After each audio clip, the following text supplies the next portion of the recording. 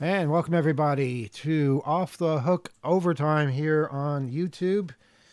I'm over in YouTube land myself. Kyle's over here as well. Fuck this shit. All right, and as you might know, you can say those words on YouTube for now. And Rob and Gila and Alex, you're all in YouTube land as well. We Fuck shit sure stack. are. Yes. All right, good. We good. do, in Yeah. fact, have a fuck shit stack. All right, can everybody just rein it down a little bit? Fuck yeah. Let's do it. I'm the one that should be using these words. My tooth hurts. All right. Yeah. Fuck. That's what happens. Yeah. Okay, so yeah, cheery stuff. We're talking about the end of humanity. Told you so. We're on what else, you YouTube, we guys? sound good. What's this? We're on YouTube. We sound good. We do. Okay. Yes. All right. That's wonderful. Good news. So, anything else that we did not cover, or anything that people want to say more about? Go ahead. Good. Did find an article that was posted on aikido.dev called Why Trying to Secure OpenClaw is Ridiculous. It's a fascinating and sad read. Also, apparently the guy who founded OpenClaw is joining OpenAI, so that can only lead to good things. But yes, it's like, here are our steps to make OpenClaw safe and secure to run. Step 1, don't use it. Which I think is, this whole thing is just a mess. But yeah, aikido.dev on the blog. Cool. Okay. Yep. And while we're talking about AI creep and AI failures, there's a fun story I just found on Gizmodo about how Tesla robotaxis are reportedly crashing at a rate that's 4 times higher than human drivers. The robotaxi service has a total of 14 crashes since launching last summer. Come Lots out of to fun Long details Island. there. They'll feel a lot better about themselves when they see how people drive on the island. But 14, Well, huh? Because here's what's interesting is when I was a little kid, my mom and I were in a pretty severe car accident, and I didn't want to get back in cars. I was done with cars. And I grew up in a city where that was not an option. Like Mhm. public transportation was just not great. So Right. it was a car or nothing. And my dad sat me down and he said, you drivers, you're really only in one major accident over the course of your life. So good for you that you got it out of the way when you were 7. You're going to be the safest driver anyone's ever met. So obviously that doesn't exist for robotaxis. Wow. That's interesting logic, but yeah, it doesn't really work because lightning can strike twice. Kyle, you had something. Go ahead. Well, it's not a small thing. So I hope I can just sort of speak for a little bit. Although I hear a bit of static. Is somebody running water? What is that? Okay, what was that? It stopped as soon as I mentioned it. Everyone's innocent? Nobody had anything to do with that? Okay, fine. I heard it too, but it just stopped. All right, go ahead, Kyle. Well, I recognize during the show, it ended at this sort of point where we were talking about things being fearful or being bad or whatever kind of like where basically things seemed really really terrible, and you pointed out, I think that they're sort of that like that and perpetually like that and stuff. And I would say, like, for everybody out there, I guess, I mean, I'll speak a little bit about like where I'm at personally. But before that, I'm gonna just say my overall point. And this is kind of like, if you have nothing nice to say, don't say anything. But it's really like, if things are getting you down and you feel like it's affecting you, it's okay to take a break. It's okay to stop. And it's okay to say no. And I'm just going to be honest, like, I've been involved with hacking, and I've been involved with what we do here on the show and publishing and running events for damn near 15, 20 years now. He's been doing it a lot longer, obviously. Others have participated even longer, I know. And I get kind of down on like frivolousness, silly things people in technology are doing because it's not affecting how bad things are. And I'm careful not to like direct that at people because I want, people should do art. They should do creative things. They should do frivolous things that make them feel good. But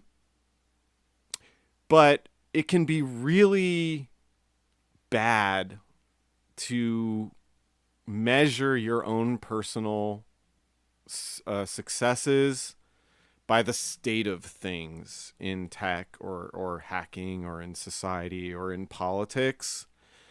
And for me, a lot of where I've ended up is that I would like to reclaim my personal life. A lot of this work has taken over my life. And when it feels like we're not getting anywhere or that we're perpetually hit with things, it can become a sort of grade on your own personality. And that's not real. I'm enough. I've always been enough. And I keep saying that. And I don't want to be involved all the time. And I don't want to keep looking at the world with my critiques of it and feel like I don't have good things to say about the world.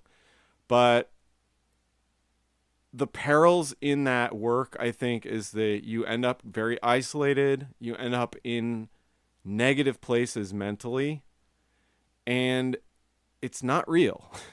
So taking on activism, taking on ICE, taking on whatever it is you're passionate about, it can be fantastically rewarding, but it can also be terribly detrimental to you. So I just encourage people, if you realize, your friends and family are dying while you're out in the streets, choking on tear gas, take a look at your priorities. Take care of your family or yourself, but reclaim that and try to reinvigorate. I don't say a lot personally, but I have a sibling that told me, in dealing with some family stuff, like, you got to fill your cup. And I've never really heard that phrase, but I kind of get what it means. And if you're going to be renewed, if you're going to be fun or funny about the work you're passionate about, you need to be fulfilled. You need to have a personal life. You need to be able to get away from it. So that's all I'm going to say about that. But I think it's crucial because if I don't look at my own value or my own accomplishments, and you very much remind me of this, that no, we do have an impact. When people thank us for what we've said somewhere or write us a letter to oth@2600.com, or people, this is a big one, when people see us at a exhibit, at a trade, a conference, or, we're on a vendor floor at another event, or if we're milling around trying to coordinate things at our own event, people acknowledge us and say, you know what, you changed my life. I did this, or I stopped doing that and did this with myself because of what your magazine did or what your words did on the radio. That acknowledgement's huge. And I said this to a couple people over the weekend when I was talking about selling magazines at one of the big events. We had a table there, and people would hand us $5 or they'd hand us cash, and every single person that gave me money for a magazine, I thanked them for their contribution. I thanked them for helping us, because I don't take it for granted that people putting money down for what we do, what we just conjure out of thin air from everybody that counts on us writing articles or contributing, that they're putting a bet on our passion and our work and our willingness to stick with it and be consistent. And it's not always easy. So just as hard as it is for me to conjure up sometime, I recognize that the people that support us are a big deal. I just want to put that out there, that like, we count on your support. So if you're not doing all right, It's okay to tell people you're not doing all right, and you don't need to be on all the time, because we want you to come back renewed. We want you to be invigorated in your work so you can afford to grab a magazine every now and then, or you can afford to go out there and blow a whistle at ice or something. But take the time you need, because if you just go headstrong into something, I'm warning you from my personal experience with all these little projects. Now, granted, I couldn't get hired or attention or feel validated, or it took me a really long time for this gentleman sitting across from me, Mr. Goldstein, to see something and say, hey, you're talented. You have something. You're passionate about something. To actually see that in me, it took me a really long, there's no resume in the world. There's nothing that could come close to that. And I made good on that straight through for the last dozen years. Threw myself into it. But I'm telling you, there's been a cost. And I want to stick around. I want to do right by all those people that are saving up that $5 or whatever when we have a magazine for sale. But it's not coming out of nowhere. And if you're not careful, you can face stuff like burnout, and you can find yourself succumbing to the idea that it will never get better, that it's only hell on earth. There's no heaven. And I'd like to believe it's at least both at any one time. But it's something that I've reached a conclusion that, yeah, most of the stuff I've looked at, it's just gotten worse. We've advocated for things, they never seem to get better. Politicians never seem to do anything, really. Sometimes there's a win. Sometimes there's a new company. Sometimes somebody says something in the media somewhere, but consolidation churns on. The machine, the priorities of self-interests and rugged individualism, they're perpetuated. And we lose, as Rob said. We've lost. I think we lost in November. We lost a year before then. But it doesn't have to be that that's the only side of it. And I just think that when you feel the impulse to declare it's over, or you're ineffectual, or you don't count, or you don't matter, take a moment for yourself to realize there have been wins, equal and opposite, along the way. It just isn't presenting that way to you. And it's maybe a sign you should fill your cup. Thank you, Kyle. That was beautifully said, and I it resonates with me, and I think those words are going to resonate with a lot of people listening. And yeah, take that to heart. Take that to heart, because Kyle knows of what he speaks. Gila, go ahead. Yeah. So Kyle, I just kind of wanted to jump on what you said, which was so beautiful and so meaningful and so true. And the phrase that I've always heard is, you can't pour from an empty cup. And that's, you have to make sure that there's something that's still there that you can give to others. But the other thing is, we took a trip this weekend, and you remember that thing they tell you in the security briefing, for lack of a better term, which is, if you need to put an oxygen mask on, put your own on first. Yeah. And then help other people. Forget the kids. Save yourself. Let the kids fend for themselves. Yeah. But if you can't breathe, you can't help anybody else breathe. Good point. So the airlines had it right. It's a hard thing to grok sometimes, but I think I can speak for certainly Rob and Alex and me right now to say that we all felt kind of reinvigorated after the last hour. And I think the power of coming together in community can be one of those things that can refill your cup. And having the opportunity to spend this time together and get to talk with people about stuff, even if it's frustrating, and that our voices are still getting out there, is a tonic and a balm in this world where there is just so much shit rolling downhill and downstream, and all that you want to do is sit down in like 50s Fallout drill sitting. You know, I just want to put my head on my knees and put my arms over my head, but I'm not going to do that. Duck and cover. I'm already doing that, Gila. I know you are, Kyle. I know. No, he's doing it right now. Um, but yeah, and also Kyle, thank you for sharing all of that, because not only was it beautiful, it's a really brave thing to say.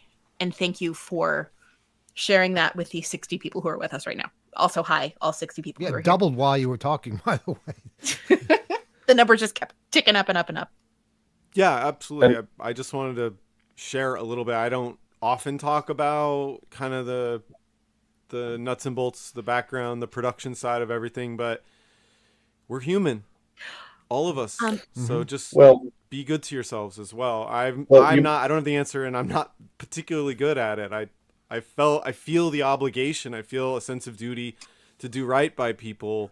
And I remember driving Greg to the airport and telling him how upset I was that I can't stop working on all this and I can't get a minute to myself. And I said to him right as I was dropping him off the airport, this was 2 hopes ago, I said, I feel like if I stop, if I walk away, if I try to get away from this, people will think I let them down, that I dropped the ball. Everybody will see me holding the bag if something goes wrong with this project. And he said to me, no, Kyle, nobody's going to say that. And that stuck with me. yeah. Alex, go ahead.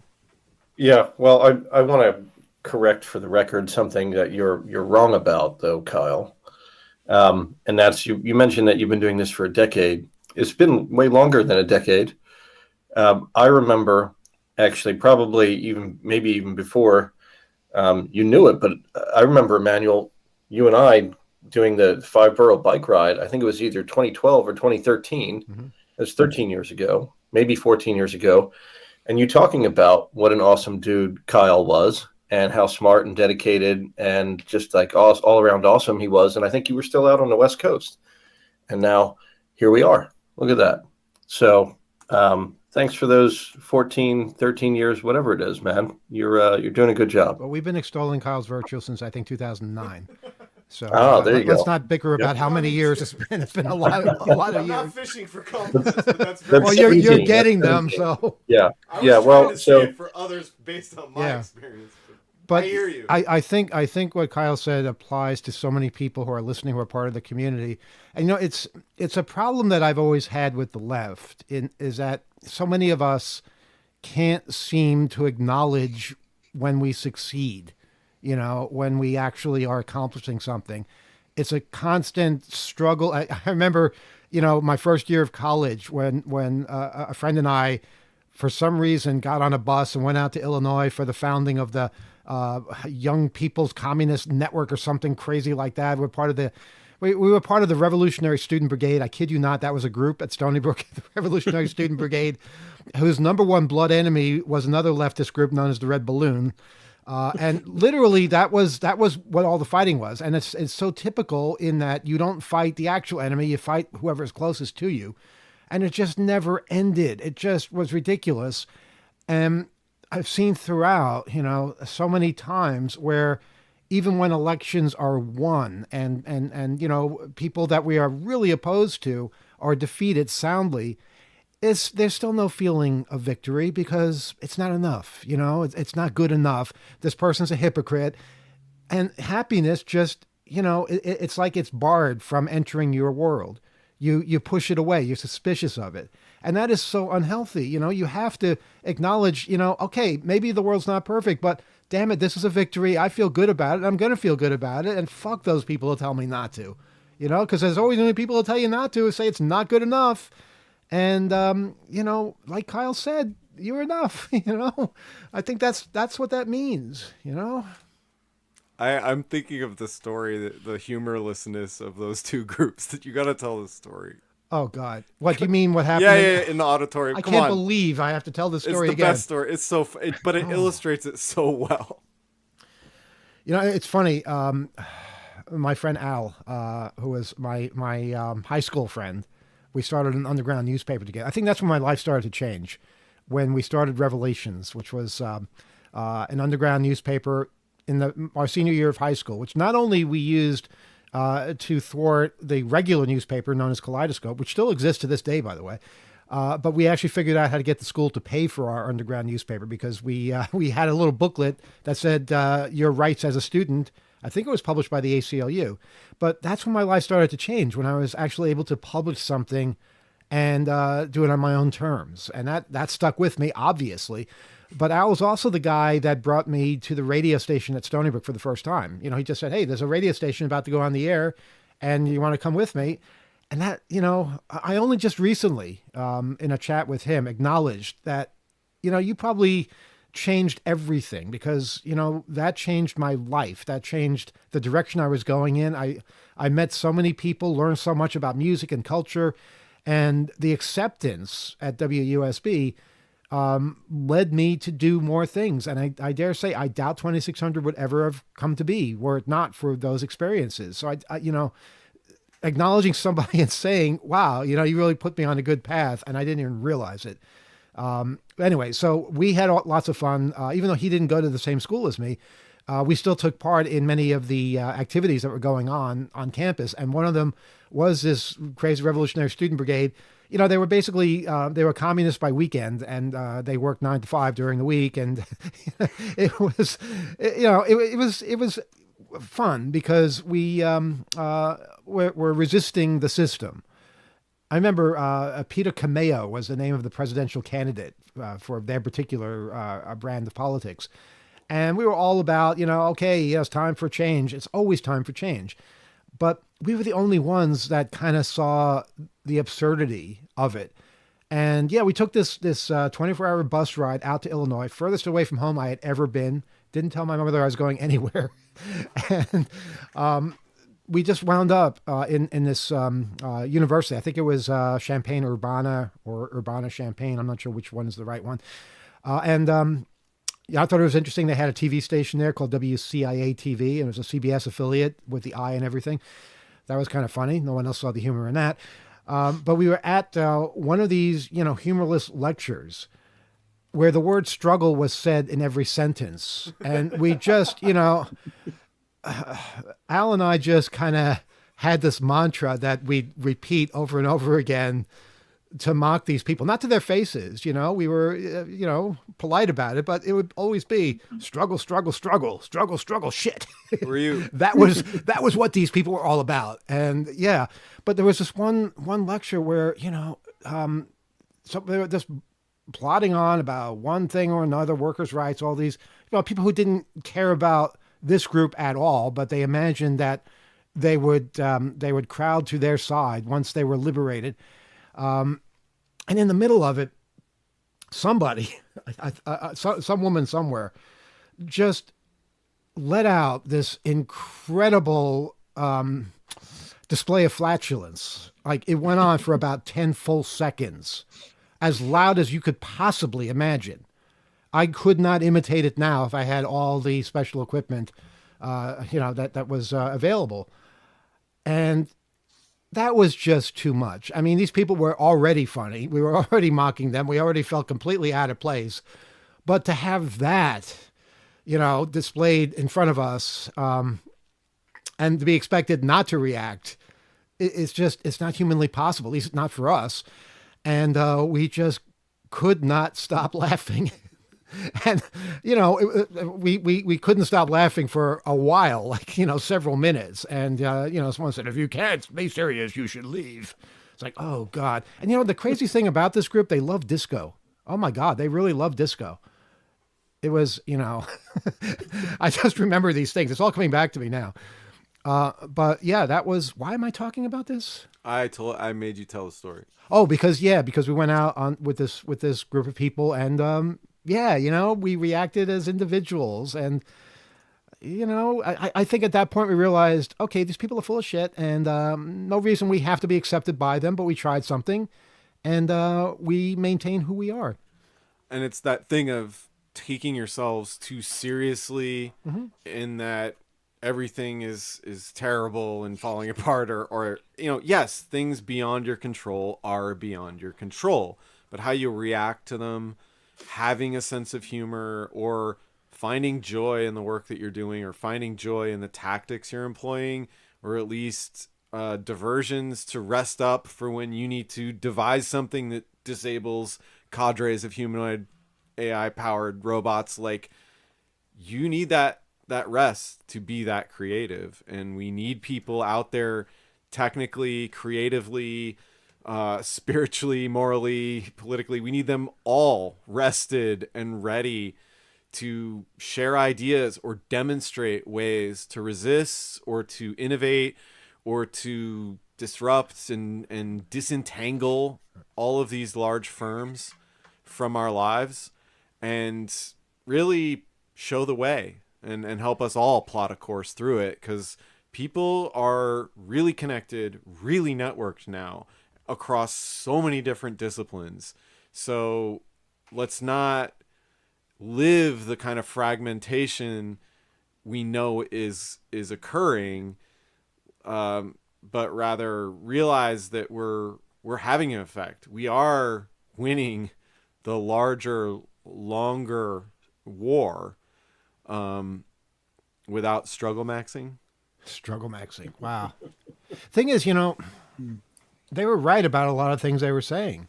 Their conclusions were, or at least the identification of all the problems in society. Yeah, that's what drew us in the first place. But it was once you were a part of that, that it just got monotonous. They were taking themselves way too seriously. And they just, you need to be fun at the same time. I know, Kyle, this is another one of your sayings. Remember to have fun. Well, I'd say that a lot, especially to young people or younger relatives, because I think there were, at least for me, I mean, and this is more my personal story, but like when Eric was talking me up to Alex, I was on unemployment and on food stamps, and I probably will still qualify for low-income housing to this day. But that's me, in all this success. So I just think there's a lot of pressure on students. There's a lot of pressure on young people of all genders and all classes and in every regard in society, some more than others in different ways. But I just try to remind people, hey, have fun, or remember to have fun, or because I recognize the innocence and that sort of joy in solving a puzzle or doing something creatively or having a success in something, that someone's learned, and just being accepted. Yeah, exactly. Being welcome and supported and uplifted. And a lot of people did that for me along the way in moments that really, really help me stay open-minded and keep my sort of bright-eyed, bushy-tailed, inner spirit crackling, that light visible. We don't want to be diminished by these by things that trip us up or our difficulties and challenges that I just really I try to remind people, and in doing that it reminds me to have fun too. All the negativity, that's what people are up against, and especially kids, because they might not know of something else, and that's why it's so important to get that message out to them. Remember to have fun, especially kids, but adults as well. Always have fun, always see the humor in things, and don't take yourself too seriously, don't take others too seriously, and know that you're winning just by standing up for yourself, just by having an opinion. It's a lot to ask to win every battle and to get everything the way you want it to be. But, maintaining your individuality, that is the true victory. And it needs to be recognized more. I just want to add one more thing. Gila, Yes. I want to hear from you. I've been talking a lot, but it's that thing of with age, it compounds the seriousness and disappointments, grief, setbacks. As you get older, I realize that's part of memory. And you want to talk about it in extreme terms, trauma, PTSD. Those are all things that you don't necessarily normally have as a young person. You're in a safety bubble, the comfort of familiar and familial things. So I just think that say that to people because they have time to have fun. They have time to enjoy things. And adults tend to project the seriousness, the misery of being grown and being an adult onto them because they're trying to harden them up for the realities of this cold, terrible world. Mm-hmm. Fine. Got it. But just maybe pull off the gas and pump the brakes on it a And little let bit. them have that time because a lot of times they don't have the time because Exactly. their parents are programming every minute of the day for them, and it makes them miserable. So if you have kids, please keep that in mind. Gila, go ahead. Yes. Again, we still have about 60 people with us, which is amazing. And people are just chiming in. People are thanking you, Kyle, for saying that. And just a couple of quick things. Lord Papula, sorry if I said that wrong, says a revolution without dancing is not a revolution worth having. Oh, that's good. I like that. Our buddy Lex says, don't take life too seriously. Nobody gets out alive. And I've heard that before. And Short Movie 2 reminds us that life is the leading cause of death. Oh, nice. I'll turn the ringer on if we're going to do calls. We'll do calls in a few minutes. say. It's not programmed yet, but it will be in a couple of minutes. Yeah, we want to. Well, let's talk on Mike first of all. Oh, sorry. Yeah. I wanted to talk about positive stuff too from the new organization we were talking about. But whenever, we want to thank all the people who have supported the new nonprofit known as Hope, and we've gotten a good response in just 1 week. Everything from mail-in to emails to digital transfers of various sorts. Yeah, we've. I will say we've had some recurring contributions, which we were really hoping that would kick off, with gusto, and it has. We even got a grant. We have actually more than one now. So 2 grants. Yeah. One recurring or spread out. This is all new to us, and one I believe was a one-time. I'm not exactly sure. We're still catching up with all of it. Mm-hmm. We're so new at this. Like, we want to figure out a way to send people a thank you or a card. We don't have that set up yet. So if you have contributed, if you sent us something physically, a donation by mail, please know that we really, really appreciate it, and we are working on a way to respond in kind and express our gratitude. If you don't hear anything for a little bit or a long bit, it's because we're trying to focus on our priorities with the event. Now that this new organization is launched and visible, and the people are out there spreading the word, we will come back to you and definitely express thanks in the future when we're better situated for that. And please keep spreading the word about Hope and share hope.net with people. We're going to be, I think, putting our simple mission statement and some other details up there, but also making more announcements on our social media sites and stuff. And if you've written to us, a lot of people have written to us offering to help, and we are in the process of getting back to people. It takes a while. One of the things we don't have are enough people to get back to the people that want to help. So there's a lot that, we were too busy just getting conferences going that we kind of neglected the building the community part, which we always talk about. And we hope to be able to do better at that now that we have nonprofit status and can focus more intently on the event itself. Again, as Kyle said, hope.net is where all the info is. And on that subject, we are continuing the search for a new home. We are determined to find something in the New York City area. Since last week, we have been reaching out to quite a few places, heard back from a number, and we have a bunch more we're about to get a hold of. And again, we are determined to have the event one way or another. But some of the replies that we have gotten are they are so absurd, so incredibly crazy as far as, how much they want just to hold an event.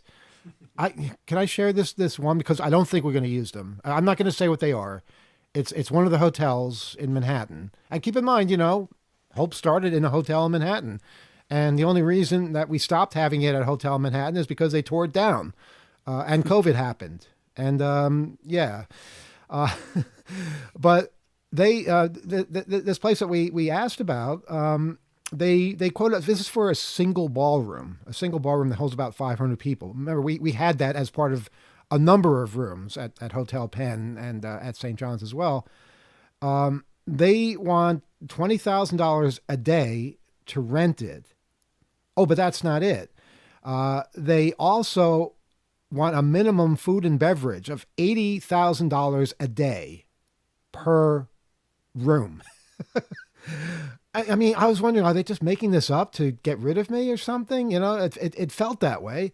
Because, boy, if you have a 3-day conference, that's almost $300,000 for one room. Yeah, that's so people know that's the kind of nonsense we're dealing with. I imagine there are massively wealthy entities out there that can afford things like that and think nothing about throwing that amount of cash around. We are not one of those, and hopefully we never will be.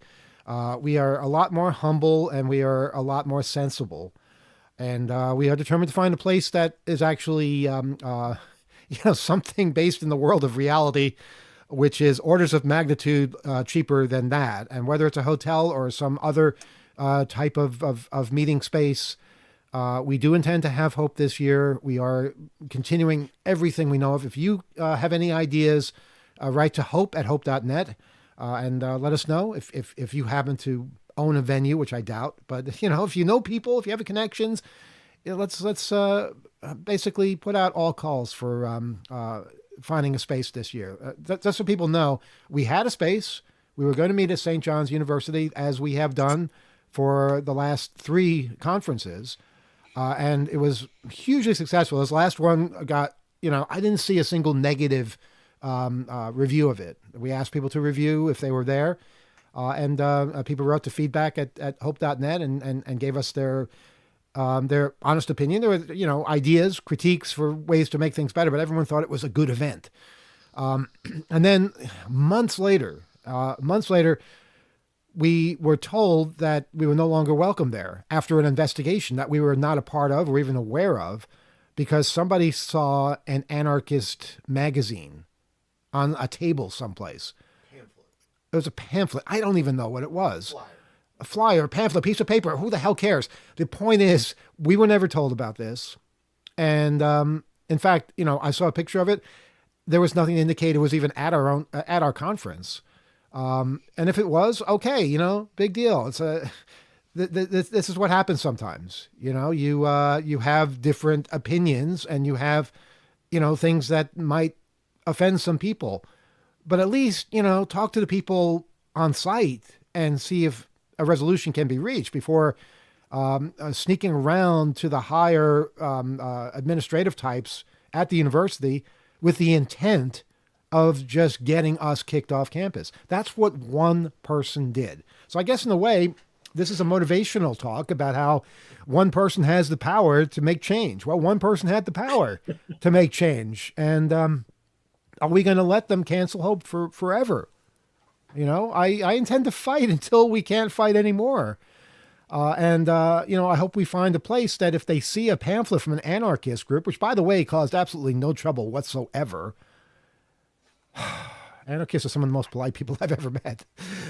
That's the kind of place we will feel comfortable in, a place that does not dictate what we can and cannot talk about and does not have secret investigations. It's just sad that a university acts this way. But in this day and age, with the cancel culture we were talking about on the show, I'm not surprised. I'm not surprised they're scared shitless to even have people like us walking around on their campus. And I think, maybe this wasn't about anarchists at all. Maybe it was just about us, period. And we made them uncomfortable, which is a shame because so many people came there. So many really, really intelligent, qualified, higher ups in education and activism and technology, really made St. John's look good. Really did. And it's a shame. And, so many of the people at St. John's get this. Professors, staff, but they're powerless. They have no control over the situation. And I feel bad for them because they really got along with us and we really got along with them. Their security was amazing. We worked with them, at the last conference. They were so professional, and our team worked very well with their team. And, there were no problems there. And, I could not point to anybody that saw us as a bad thing. And that's why it broadsided us. We had no idea this was even coming, and it just left us scrambling. So, we're not disorganized and not knowing what we're doing. We basically got broadsided. Keep in mind, this is days or maybe weeks after Greg's death, and we were already shell shocked from that. And it was really too much to handle. So, a lot of stuff has been put on our plate. So that's what we're dealing with. Kyle? I would say also that one action really invigorated some of the very good people that work at St. John's and that are faculty there. We were very clear that about our discomfort, and generously declined offers from people that wanted to advocate for us in negotiating with the university. That ship had sailed, and we had to politely say, no, I'm sorry, this is actually it's not a direction we're going to pursue anymore. We're gonna go ahead and roll the dice elsewhere. Yeah, how could we? I mean, they haven't said anything to us, but if they wanted us, yeah.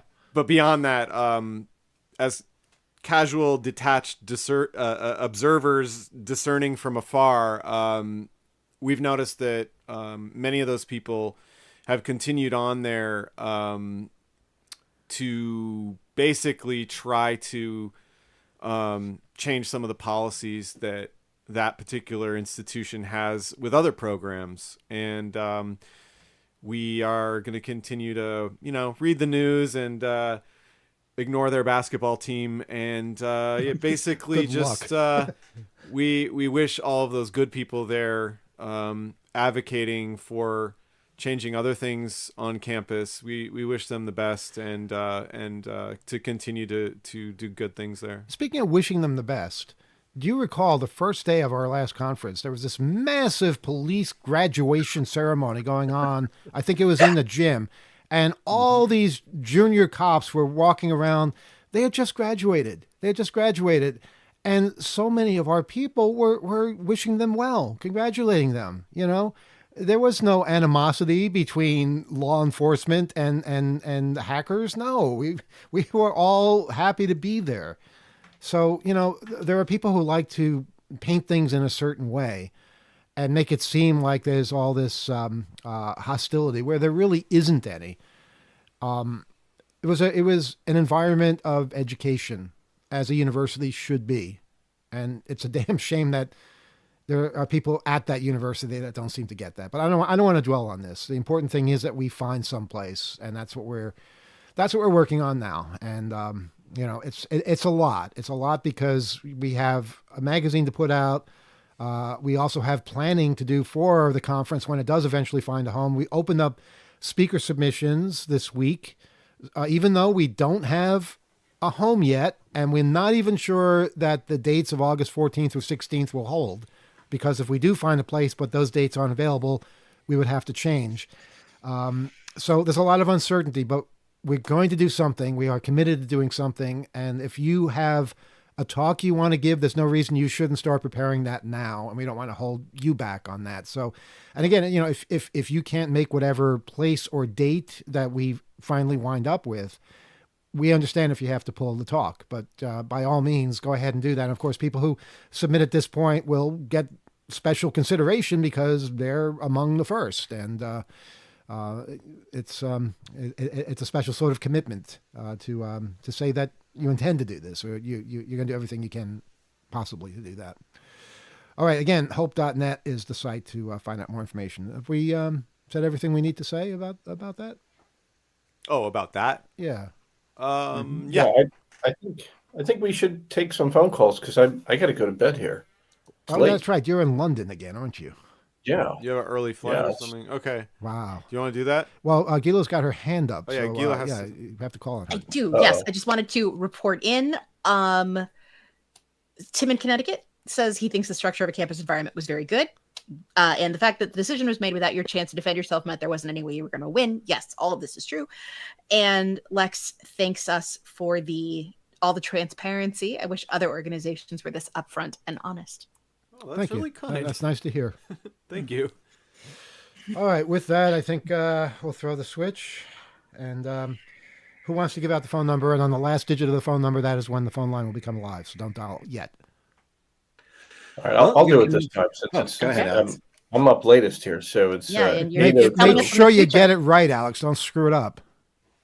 802 3 2 1 4 2 2. Excuse me. That's not a number. Wait, you coughed over him. Start again, Alex. Again, the last digit is when we will activate it. 802 321 422 5.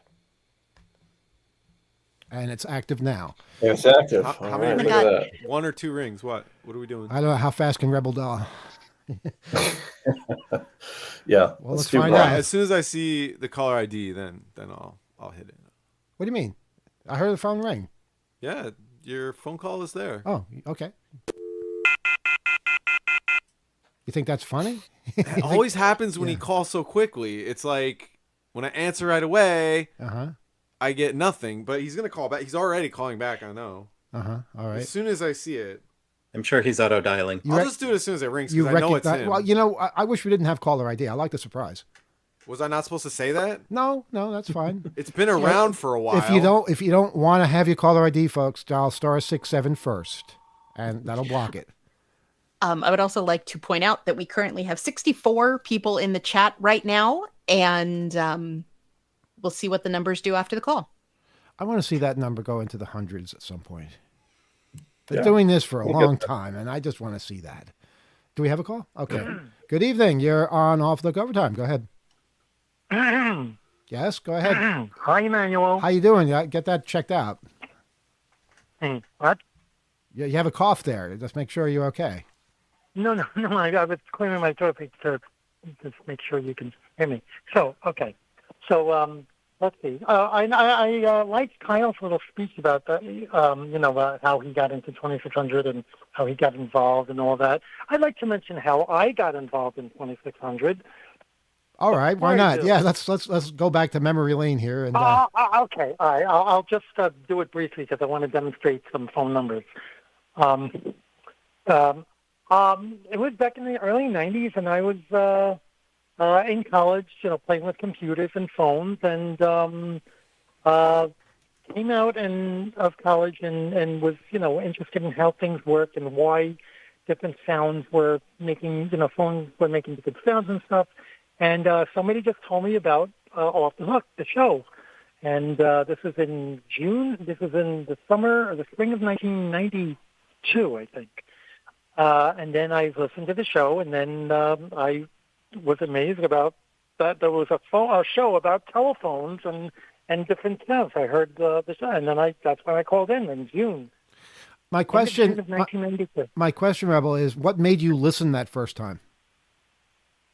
Because somebody had told me about phones, because somebody that I know, they know that I like how phones work and how I like playing with phones. So he was a listener to WBAI, so he knew about Off the Hook, I guess, and he told me about Off the Hook.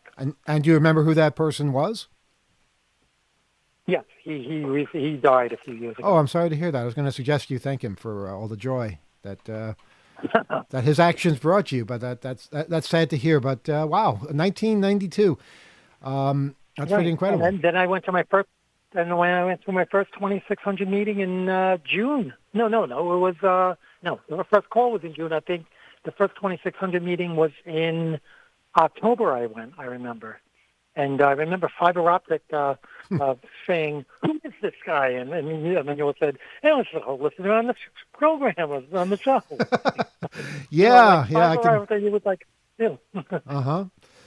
Wow. Oh, yeah. Well, Yeah, Fiber, and, of course, used to like- be one of the co-hosts of Off the Hook back in the early 90s. All the shows are online, 2600.com/off the hook. It's really fascinating to hear how things progressed and to hear how phones used to sound and just the changes that took place both in technology and in culture. Yeah. And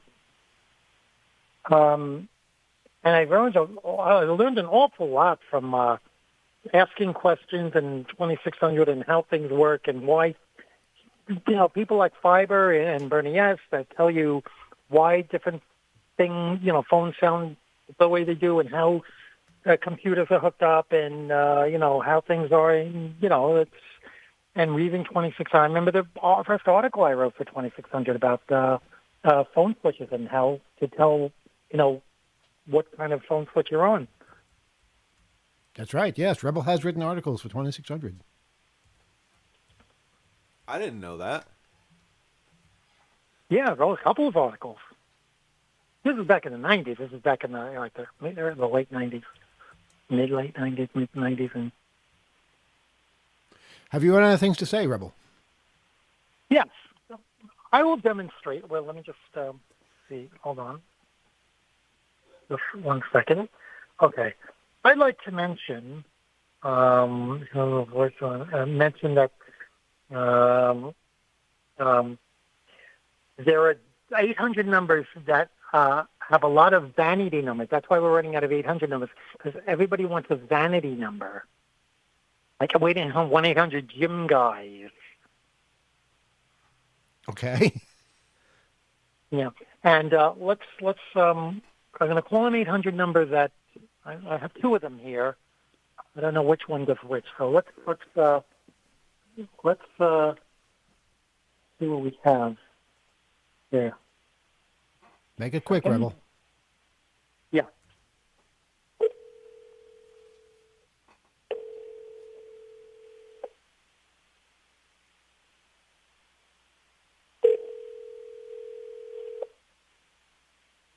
You have dialed a number that is not available. Oh, you see, that's the thing. When you call some of these numbers, if you call it and you don't press the right keys or whatever, it blocks you. Okay. Let's try this one. I'm calling a lot of numbers. I've been listening to the old Off the Hooks lately, and I've been calling some of the 800 numbers that you used to dial back in the 90s. So sometimes this is what one of them does.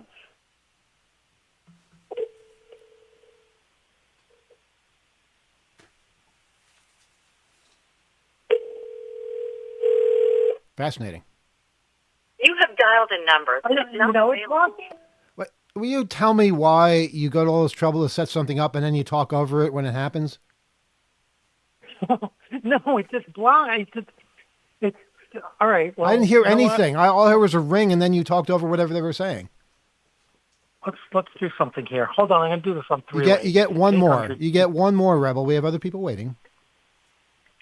Okay, hold on.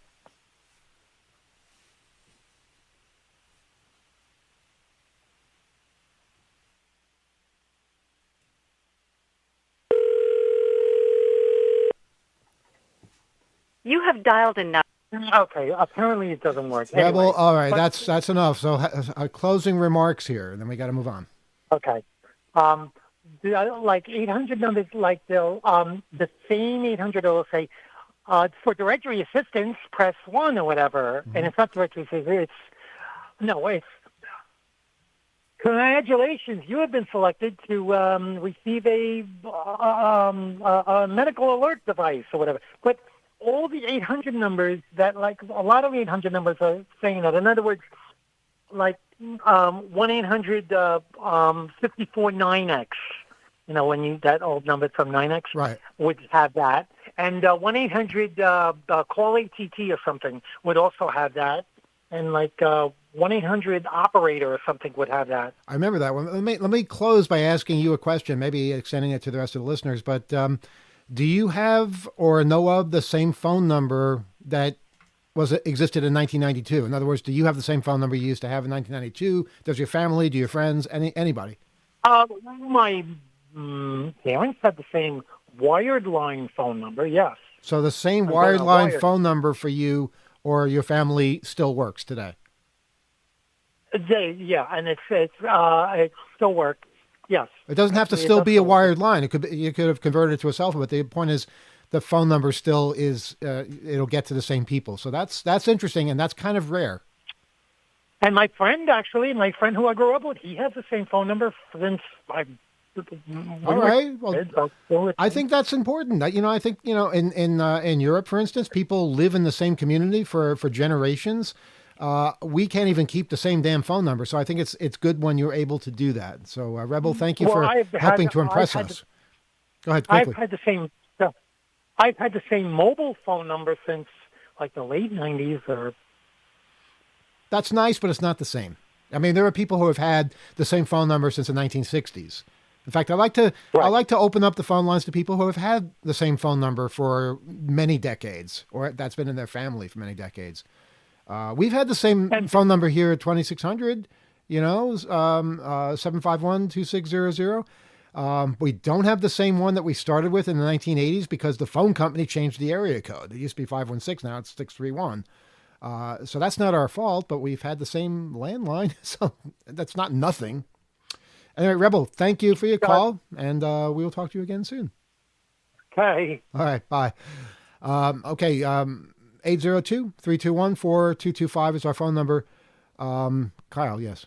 Everybody, I think, should call their childhood phone number and just chat them up. Figure out who has your number. I have my phone. No, I have my actual black phone. Yeah, well, that's a picture of it, but I have the actual... what's the model called? 500 series. Yeah, that's it. Black belt. You're supposed to give it back. I didn't. And it Bakelite. still has the phone number on it. And I have got my grandparents' number. Back when Queens was still 212. Yeah, that's how old that is.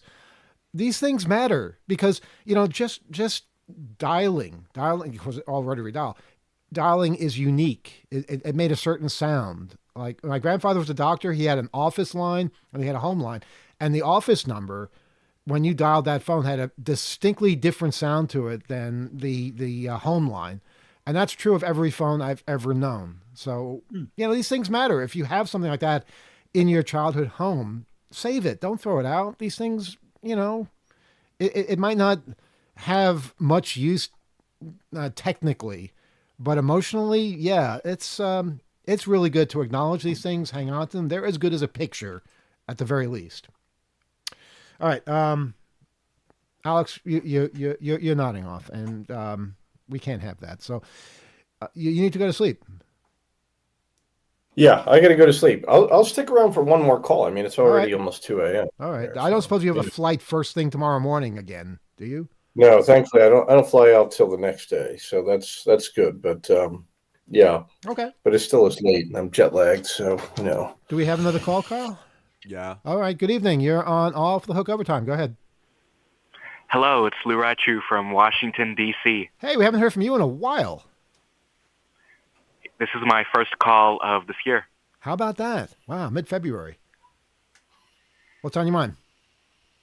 Thank you for accepting my article to 2600 magazine. This is going to be the first time I've been published in 2600. Oh, really wow. the first time I've been That's awesome. Congratulations. You want to preview what the article is about?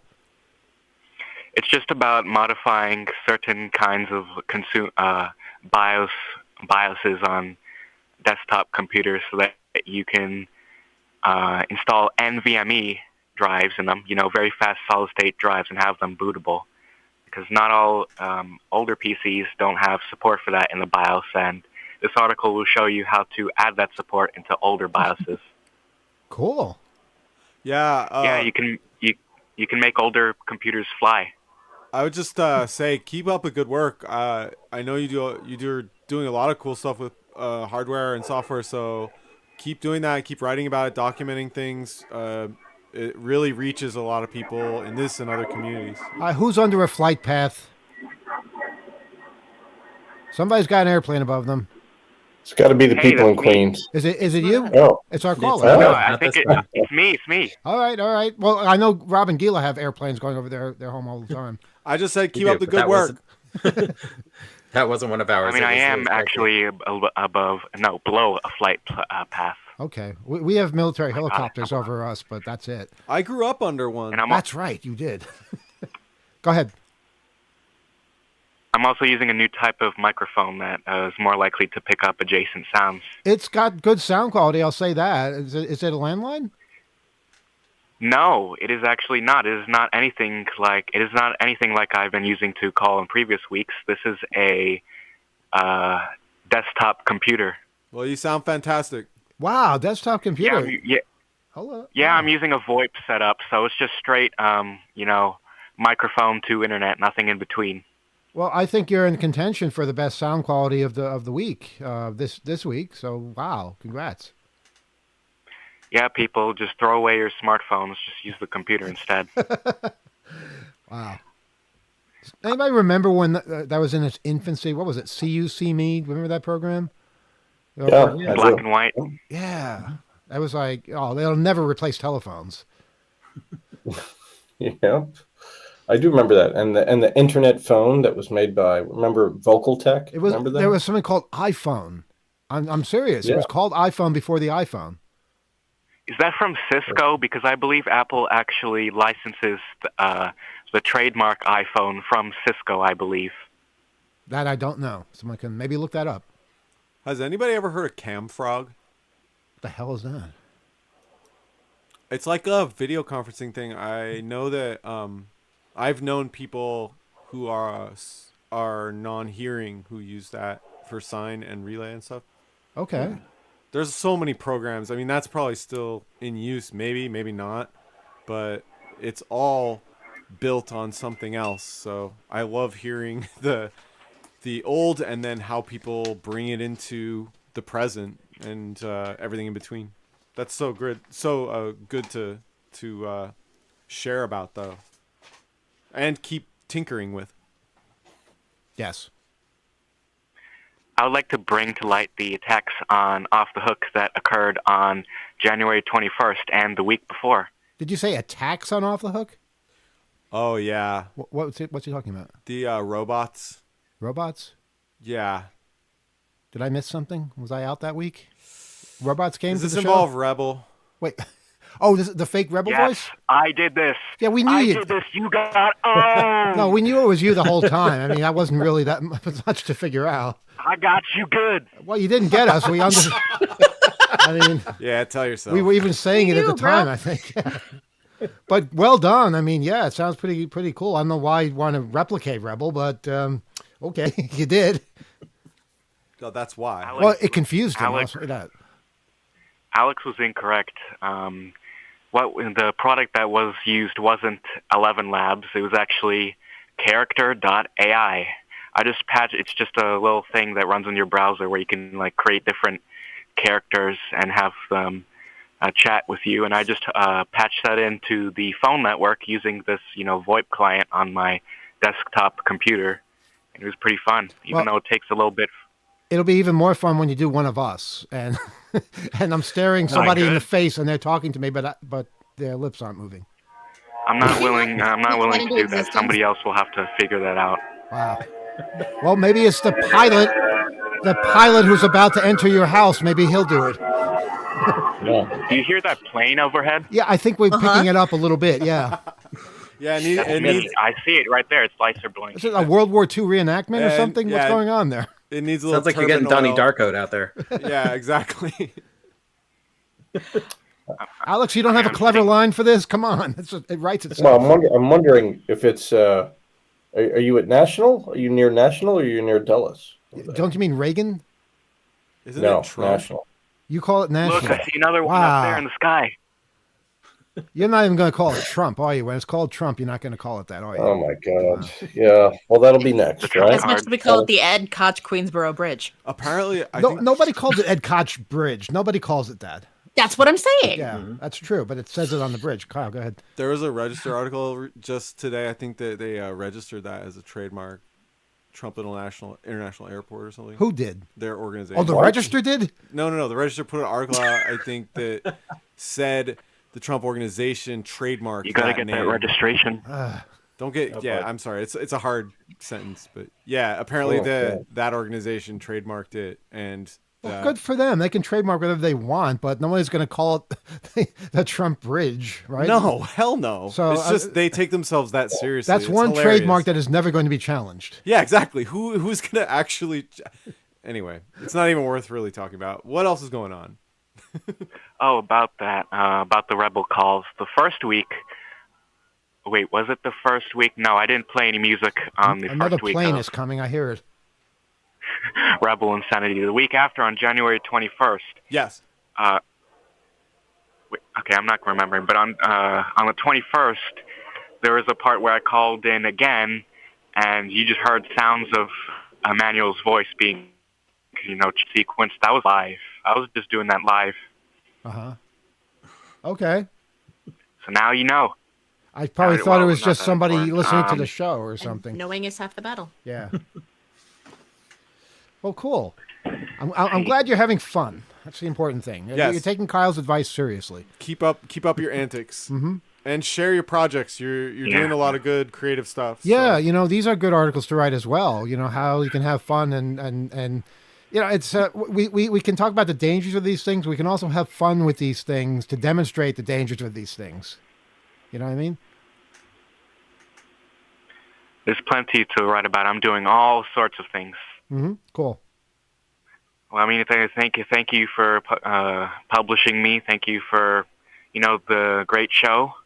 I guess I'll plug what I'll do recently for any vintage computer people out there. I laid out a printed circuit board for a CPU upgrade for Apple's Macintosh Plus. The one that's got it all in that one case, that one big beige toaster.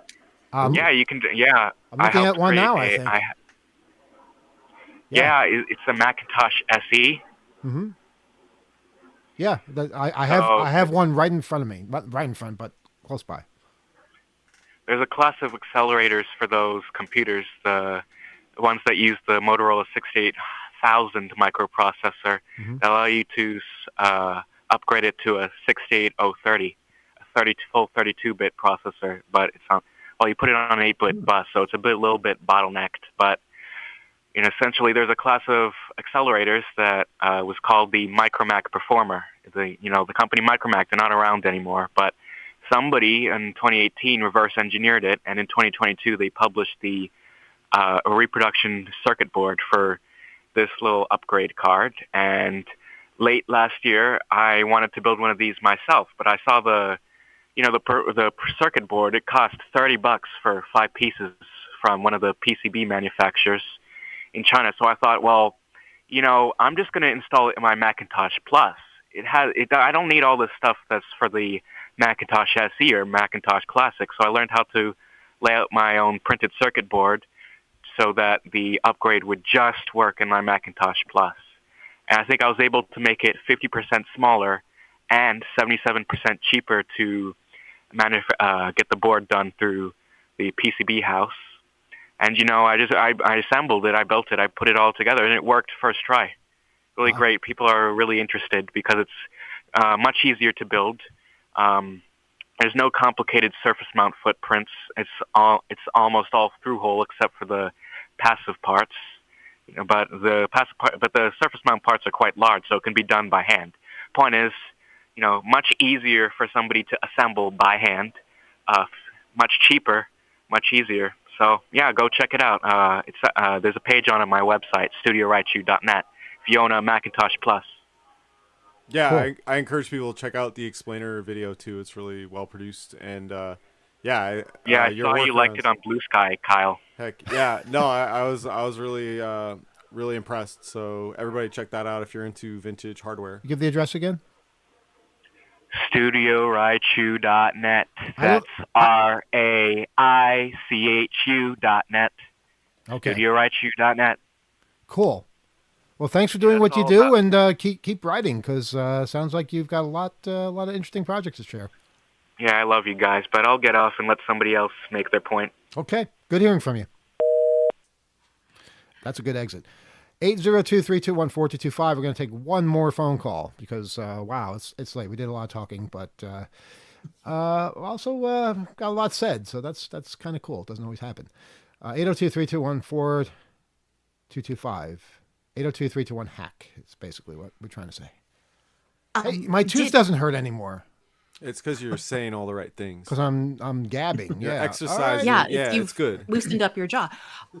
Just a couple quick things from the chat, and also as harking back to my origins as the research department. Next February will be the 20th anniversary of the resolution of the Apple Cisco trademark case over the iPhone, which said they were both allowed to use it. And there's a note. This February or next February? Next February, February 2000. They settled in 2007. Okay, good. So we have time. When the first iPhone rolled out. We have a year to figure out how we're going to do this. Okay, cool. Also, did find an article from CNET about the launch of the iPhone. A 4 gig model for $499 and an 8 gig model for $599. My current phone has 256 gigs.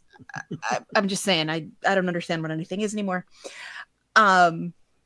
Also, Tim in Connecticut said that explaining to his nephew's kids about why we say dial for a phone call is fun. And Alex, Zap asked me to remind you that you're not the only one in London. Oh, did you think you were, Alex?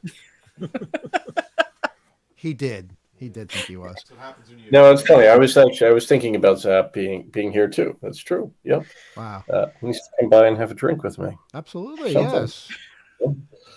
Why not? You know where I am. He knows where I am. Actually, Kyle, I know you wanted to bring this up, and we didn't get a chance to. But when we went to Iceland, did we talk about this? You had something happen to you upon entry, and Alex, I wanted to remind you that it could be happening to you soon as well. That's right. I said this after the show, I think. I had meant to speak about this on air and then on YouTube, and then no, we didn't do any of that. I got fingerprinted going into the EU. Mm-hmm. They took, and full disclosure, I have long since given up my fingerprints. One of my first jobs was a ramp service agent on international flights, so I know my prints are out there. I'm not confused about that at all.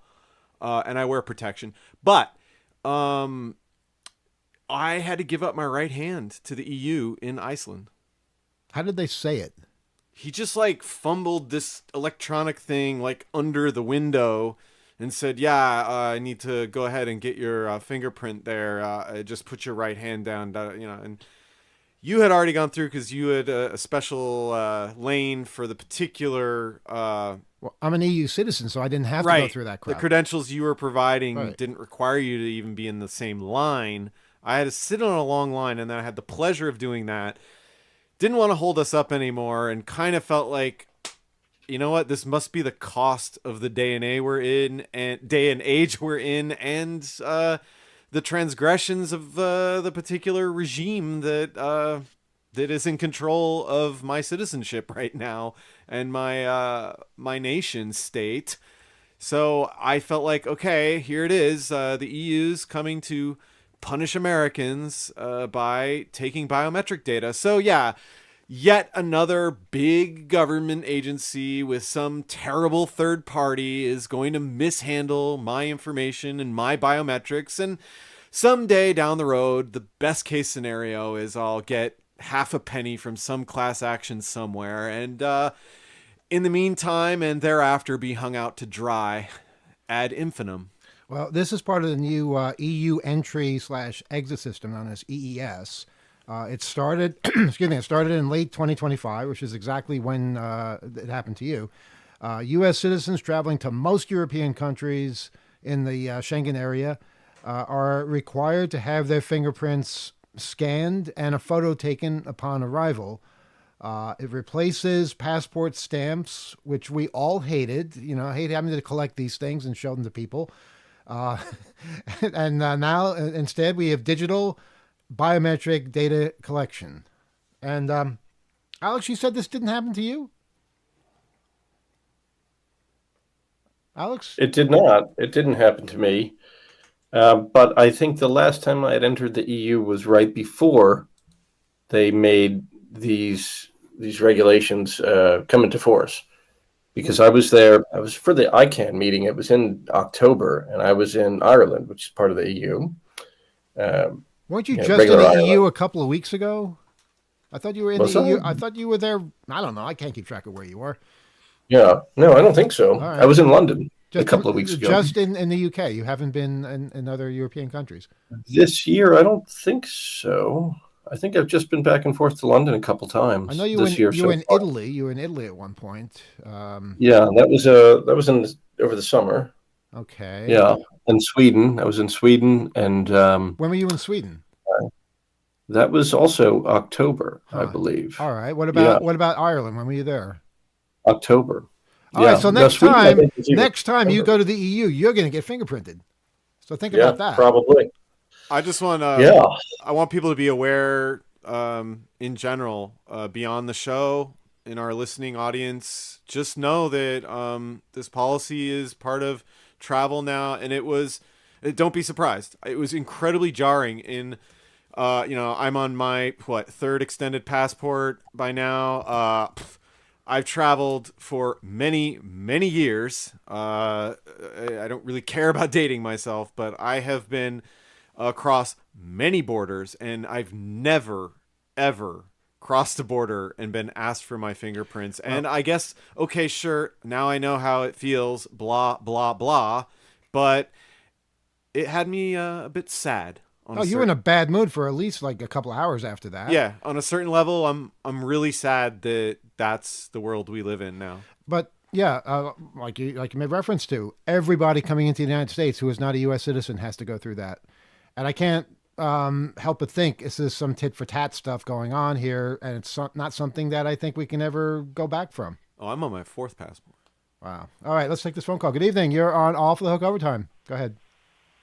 Yes, hi. I know that you haven't gotten a venue yet for the Hope Conference. That's right. But can you guarantee that when you do find a new venue, you'll still be selling tickets for people to attend virtually instead of in person? Oh yes. I mean, there's no reason we wouldn't do that. Obviously, if we, well, I shouldn't say if, when we find a venue, digital attendance will be a part of that. Okay, that's great. I'm really glad to hear that. And I think this guy, Scott Shambaugh, would be an interesting guest. It would be really cool if you could get him to appear at Hope. I don't know if he'd be interested, but I agree. If you could reach out to that guy or, at some point, that would be really cool to hear him go into greater detail about that incident with him. And maybe we can invite the AI that attacked him too to have a duel of some sort. But yeah, I agree. Well, your dramatic reading was really great. I don't know if you have any acting experience, but you really put a lot of energy and gusto when you read that. I thought it was a real person that you were reading. No, I've always identified with artificial intelligence when it comes to reading dramatic parts. I don't know why that is. Well, it was great. Thank you. It was. I mean, the news is depressing as hell, but you did a superb job. Well, thank you very much. It's just a shame that this technology is so scary and frightening, and we have the dumbest possible person as our president right now, who's the most scientifically illiterate person in the country, and that makes things so much worse. I mean, this is a guy who thinks windmills cause cancer and that magnets no longer work if they become wet. So I think we're really screwed until he vacates the White House. Even if the Democrats win one of the two houses, with this guy as president, there's no telling how bad things are going to get. I don't think we're screwed. Tragic. I don't think we're screwed. I think, we can always disarm this with humor. I think as long as we stick together and don't yield to any crap, he's just going to be spinning his wheels. It'll be something to document and to watch, but it's not going to defeat us. Rob? Well, I'm glad you can be optimistic. I'd try. Rob, go ahead. I also think it's important to remember that, yes, we can call the president an idiot, and he very probably is. But just as with past presidents, where it was easy to say, oh, this person's stupid, this person's an idiot, this person doesn't understand. But real change can only be affected not only through getting rid of this one person in that position, but by a complete overhaul and really putting your forces and energy and everything toward the political machine that is keeping him there, the political party that is keeping him in power, the people who benefit from him being in power and do all they can to keep him or someone else like him there. So yes, only by working on the system in its entirety, rather than focusing on just the one idiot, can we really get through this, I think. Yeah, I would say Well, it's a cult. Yeah. Mm-hmm. It's a cult. Yeah, The but Republican Party is a cult. people leave cults Right all now. the time. People do Yes. leave cults. Yes. So Yes. have hope in that. I would also just add to what Rob said, small donations should be beating PACs, Citizen United and all of that. Big money was a huge part of breaking ordinary, if there was ever ordinary political cycles. And also to add to the humor, fact check and spread the news. Share the facts of what is being done, the actions that are being taken. Fact check the misinformation coming in opposition to that, but also share the realities on the street. Yeah. Thanks so much for your All right, call. sounds good. All right, thank you. All right. Good You luck take care. finding a new venue. Thank Thanks. you. And with the help of our listeners and attendees, we have no doubt we will find something. But, the important thing, Rob, is that it's not just one person. There are a lot of really evil people running things now. You look in every department, you look at every spokesperson, and they just talk such bullshit. It's just, they see something in front of them and they say it's something else. And they just want to please the leader. It's disgusting, but it's also a lesson for us to know that we are not immune from this crap. Not at all. We are not immune. All the things we said only happen in other regimes. They can happen here too. They are happening here, and that's the lesson, that we're not special. I recommend, and Kyle, you'll back me up on this. There's an SNL skit a couple of weeks ago. Yeah, you know what I'm talking about. Mom's announcement. Yeah. Do you guys see this? You got to look this. I don't know how to look this up. What were the keywords? I believe it's Mom's announcement. Look or that up on YouTube. Mom's and decision. see if you can find it. And basically, it's about this middle-aged / elderly mother who has her kids visiting them. It's the dad's birthday, and they're all there for that. And she's got this dramatic announcement to make, and she does a couple of practice announcements to make sure that the kids aren't going to react first. Do you want this to be real? And her announcement is that she thinks that maybe, just maybe, she might have made a mistake in voting for the current president, and they're just trying to keep themselves from exploding with, "Oh my God, what did it take for you to finally realize this?" It's just a perfect example of how this can be funny, even though it's crazy and tragic and just a blight on our history. It's something that I think we all should look at and just get a kick out of. And another thing is kind of related to people leaving cults. Like, the way I've been thinking about it is, in 9 months, there's going to be a big party, and I really hope it's a really huge party, and let's just make sure everyone's invited. They don't necessarily have to choose to be at that party, but they're still invited. I don't want to judge people, even people who have made mistakes, because mistakes are made by people all the time. And they've been made throughout history all the time. And, we have to grow. We have to learn. We have to move on, and we have to do better. And Gila, go ahead, and then we'll take this one last phone call. It's very true. For the record, the sketch is called Mom Confession. When we're done here, if you go to YouTube and search Mom Confession -SNL, you will come up with the sketch. And also, I think Ashley Padilla is just so good. Yes. Yeah. It does me a world of good to see things like this portrayed in humorous ways that we can identify with. To hear, Colbert speak at night, and to see what's happening to him right now. for daring to have a candidate running for some office and having the FCC come after him selectively, because it's sickening. But the humor turns out to be so much more powerful against these people that think they control everything. They control nothing. So that's the message there. We have one final phone call. Good evening. You're on Off the Hook Overtime. Go ahead.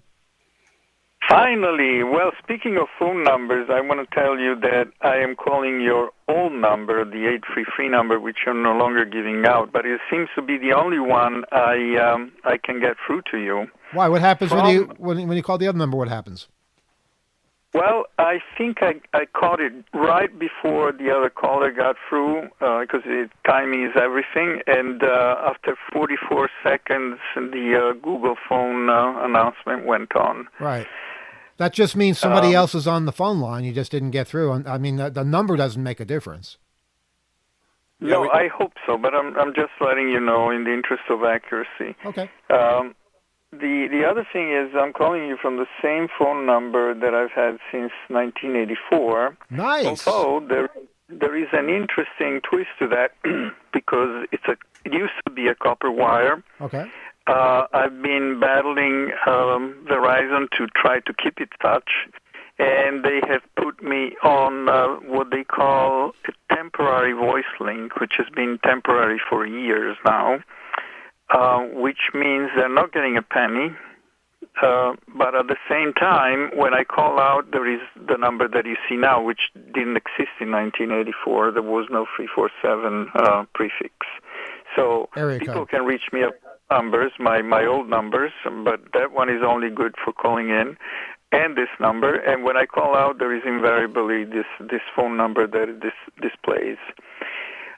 More poignantly, I don't know if any of you have tried placing an international collect call. It's no longer possible. There are no operators anymore.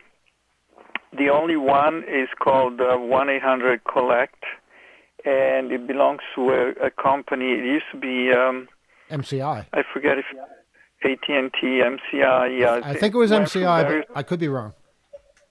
No, it used to be MCI. Then it kept passing hands, and now it's in the hands of a really corrupt Canadian company, which automatically, when you speak to the operator, says this phone number doesn't accept collect calls, which is not true, because once, social engineering, I managed to get through to the number, and it was after hours. This is a published number for a bank in Europe that says call this number collect, but there are no longer operators. I don't know if you were aware of that will place international collect calls. I'm not surprised. I mean, how many people make collect calls anymore anyway? But yeah, it's sad to know that it's not even possible in many cases.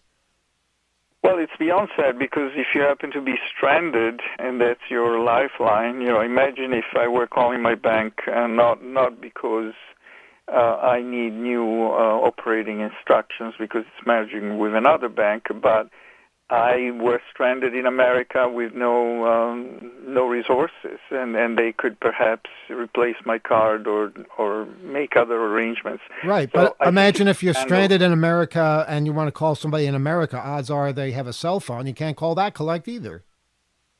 They do place calls in this continent. In the 1+ districts, you can get through. But you can't make a collect call to a cell phone.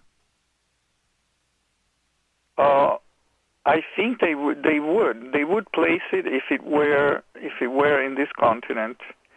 The operator comes on and it will try the call, but when it is to a number that, as I said, is listed internationally as accepting collect calls, their standard answer is this number doesn't accept collect calls. I tried. They run it through a system that artificially intelligently tells them. No go for this call. Well, I would like somebody to try calling a cell phone collect and see if that's possible, because I don't think it is. And I think that's something else that we lost. Not that, many people have to pay to call another phone anyway, because we have all these unlimited plans, But still, it's good to know that's an option in case for some reason you don't have that. Right. No, in the interest of legal accuracy, since we have a lawyer on the line, I don't want to assert that that's not the case in this country anymore, because the system seems to be structured, from my experience, to place collect calls in this country. So from American phone to American phone, as far as I know, you can still place a collect call. Okay, we're going to try this. We're going to try this at some point. Okay. And then there was another poignant thing I wanted to say, but unfortunately these are the only three that I listed. Oh, yes. When originally, I think it was still during the Dubia administration, I went with Brazil with my American wife, and I got a giggle because they subjected us to the same exact thing that had just been put into law here. That is, that aliens were photographed and fingerprinted. But because I come from a European country that is very friendly with Brazil, I didn't have to do that. But my American wife was put through the ringer. She was photographed and fingerprinted. Yeah. So, what goes around comes around. But you still had to wait for her, so you didn't save anything. No, I know, but it was the so to say the indignity was reserved to the people from the country that imposed it on the citizens of that country. Yep, that's how it works. That's how it works. Yes. That's all. Thank you, guys, and keep up the good work. It's always a pleasure talking with you. Thanks for the call, and be well. Okay, you too. All the best. All right, that's our last call. The other thing with cell phones, do you remember phone books? Mm-hmm. How come people with cell phones can't be listed in a phone book? They've never been able to do that. That's the one thing I think they would be able to do. It doesn't have to be a printed phone book. I know print is the enemy. We could do a digital one. But why is it that people's phone numbers are not associated with their names publicly anymore? You could opt out, just like you could opt out in the past. You used to have to pay to not be listed. But why did that go away? How do we find people whose numbers we don't have? How are we supposed to do that? I think the reason is that they're mobile. So it's inherently on your person, and you could physically be tracked that way, especially if attributes of your call setup and call account and other information that's unique to your device were compromised in some way. It's just not the same way as a building somewhere that has physical access control. Well, you're giving a good reason why we as people wouldn't want this. You're not giving a good reason why the phone company wouldn't want this. They don't care about our privacy. They don't care about, our personal rights. They would just do it anyway. I'm just saying change the dynamic. There are 2 points. Sorry. No, there are 2 points. And one of them, Kyle, you're absolutely right. It is a location thing because the phone books were geographic. Here's all the phone numbers for Suffolk County, Nassau County, Kings County, Queens, whatever. And you can't tell what county a cell phone is going to be in. I think the other factor was that cell phones, for the first time, it cost you money to receive a call.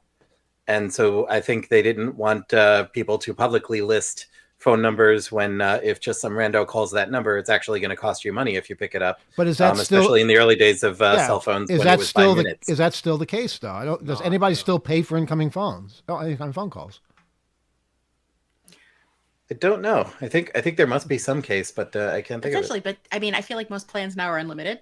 Yeah. Unless you start talking about all these satellite packages, I bet you, I bet they're going right back to the old playbook with calls that come in over satellite that are included in mobile phones. I just remember, using phone books all the time to look things up, to find people.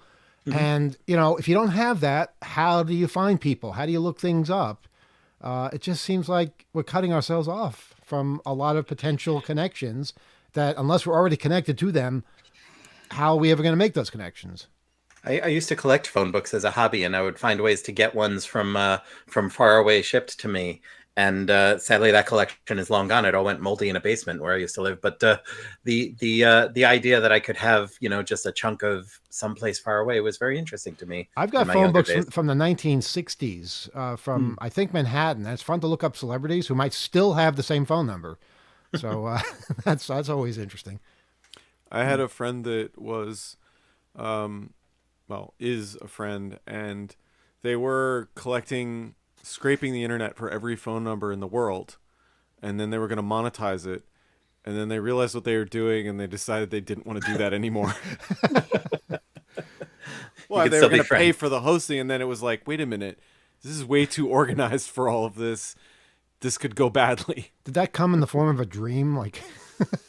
I think it took time, but I was incredibly surprised at the maturity of walking back something they had been doing with great, let's say, passion, and then kind of slowly realizing that to be able to do something isn't necessarily the same as understanding the impact that it'll have. Wow. Every phone number in the world or in the United States? World. This world. My God. World. That is no small task. Yes, Gila.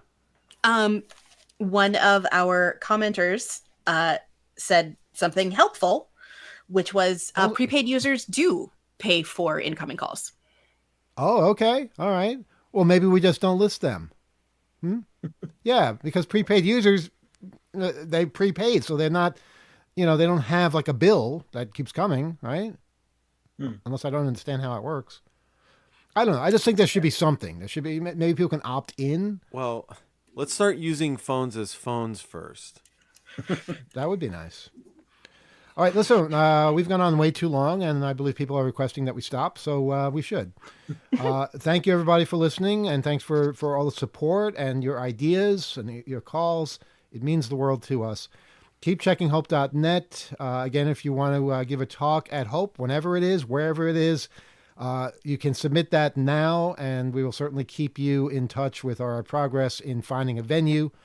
And if you want to just write to the radio show, oth@2600.com is our email address for that. If you want to submit a talk, the address is speakers@hope.net. So I think that's everything. Yeah, I just would say don't forget to misbehave and resist. Yes, resist when applicable. Any last words, Alex? Are you still awake?